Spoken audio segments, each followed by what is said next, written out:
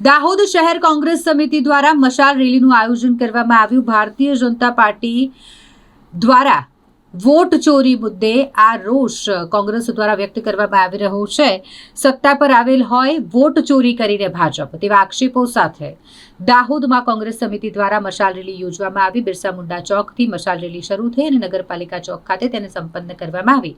દાહોદ શહેર કોંગ્રેસ સમિતિના પ્રમુખ સહિત કોંગ્રેસના હોદ્દેદારો, આગેવાનો, કાર્યકર્તાઓ મોટી સંખ્યામાં આ મશાલ રેલીમાં જોડાયા હતા અને ભારતીય જનતા પાર્ટી સામે આકરા પ્રહારો કર્યા હતા। લોકશાહીનું જે હનન થાય છે, લોકશાહીની જે હત્યા થાય છે, એના વિરોધમાં અમે દાહોદ જિલ્લા કોંગ્રેસ સમિતિ વતી રેલી નીકાળી હતી, મશાલ રેલી નીકાળી હતી અને અમે ખાલી એટલું જ કહેવા માંગીએ છીએ કે ભાજપના આ શાસનમાં શું ભાજપે ધરતીને સોનાની અને લોકોને ચાંદીના મકાનો આપી દીધા હતા કે આજે 16-20 રાજ્યોમાં એમની સતત સરકાર છે અને લોકસભામાં પણ સતત ત્રીજી વાર બહુમતી લઈને આવ્યા છે। તો આજે જે અમારા આદરણીય રાહુલ ગાંધીજીએ જે લોકસભામાં બી બયાન આપ્યું છે અને એમણે માંગ કરી છે કે આ વોટ ચોર, આ જે ભાજપ આટલા રાજ્યોમાં સરકાર લાવી છે અને સંસદ પણ 3 વાર લાવી છે, તો ખાલી ને ખાલી વોટ ચોરી કરીને લાવી છે।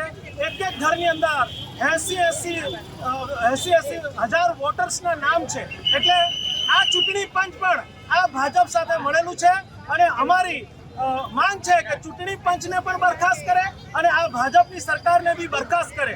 જો વહેલી તકે આ પગલું લેવામાં નહીં આવે અને અમારી તો એ માંગ છે કે રાષ્ટ્રપતિ શાસન લાવી અને ભારતમાં નિષ્પક્ષ ચુનાવ થવું જોઈએ, એવી માંગ છે અમારી।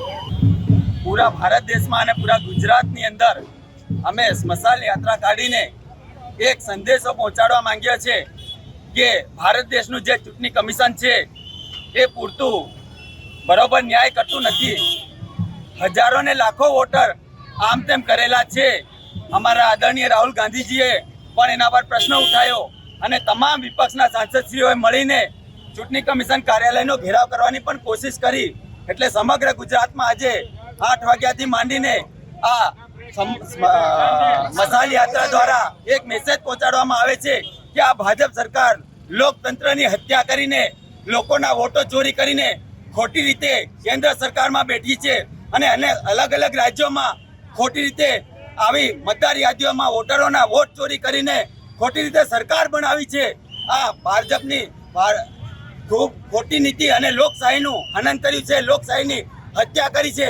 એટલે આજે અમે મેસેજ કરવા માંગીએ છીએ કે વોટ છોડ ગદ્દી છોડ, વોટ છોડ ગદ્દી છોડ। મોદી સરકાર છેલ્લા 10 વર્ષમાં લોકો પાસેથી વોટો ચોરી કરીને મતદાર યાદીઓની અંદર અને આ ઈવીએમ મશીનોની અંદર ચોરી કરીને સત્તા પર બેઠી છે। ખરેખર ભારતના લોકો, ભારતના તમામ સમાજના લોકો કોંગ્રેસ સાથે છે અને આ લોકોએ ખોટી રીતે સરકાર બનાવી છે, એનો અમે વિરોધ કરીએ છીએ। દેશમાં જ્યારે વોટ ચોરનું જ્યારે અમારા વિરોધ પક્ષના નેતા અમારા માનનીય રાહુલજીએ ગોળી કાઢી છે, ત્યારે આજે અમે બી દાહોદ જિલ્લા કોંગ્રેસ કમિટી દ્વારા દાહોદમાં એક મશાલ રેલી કાઢીને તમામ લોકોને જાગૃત કરી રહ્યા છે કે આ ભાજપ સરકાર ચોર છે અને મોદી સાહેબ બી ચોર છે। કારણ કે આ બધા મતદાર યાદી ખોટી કરીને આજે એમને સરકારો બનાવી છે, ત્યારે કોંગ્રેસ પાર્ટી વખોડી કાઢે છે અને તમામ ઇન્ડિયા ગઠબંધનના તમામ નેતાઓ 300 સાંસદોએ જ્યારે દિલ્હીમાં બી ધરણા કર્યા હોય, રેલી કાઢી હોય, બહુ સપોર્ટ રાહુલજીને મળી રહ્યો છે। ત્યારે આપણે બી બધા ખભે મિલાવીને રાહુલજીને સપોર્ટ કરીએ અને આ ભાજપની તાનાશાહી સરકારને ઉખેડીને આપણે ફેંકવાની છે। ચંદ્રિકાબેન બારિયા આખા દેશમાં આ મશાલ સરઘસ કાઢીને અમે ઇન્ડિયા ગઠબંધનના બધા જ નેતાઓએ એકજૂટ થઈને જે અવાજ ઉઠાવ્યો છે કે ભાજપની સરકાર એ ચોરીના વોટથી સરકાર બનેલી છે અને બોગસ વોટો જ્યાં એક ઘરમાં 80 મતદારો રજીસ્ટર કરીને એટલા બધા બોગસ વોટો રજીસ્ટર કરીને એ બધા વોટ જ્યારે છે તે એમના ઉમેદવારની તરફે પડે એમ કરીને ચૂંટણી જીત્યા છે।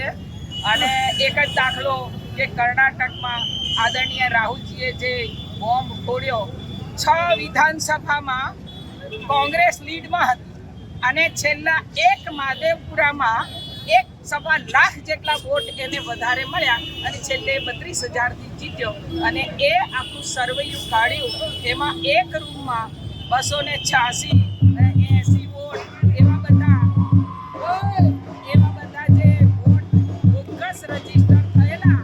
અને આવી રીતે આ એક મતદાર લોકસભા વિભાગનું કામ નથી, આખા દેશમાં એમને આવા જ બોગસ મતદારો ઉમેરીને આ ચુનાવ આયોગ અને સરકાર વળી ગયા અને આવી રીતે ભાજપની સરકારમાંના ઉમેદવારોને જીતાડ્યા. એના માટેનો અમારો વિરોધ છે અને આ આખું કૌભાંડ બહાર આવી ગયું છે ને હજી આવતું રહેશે.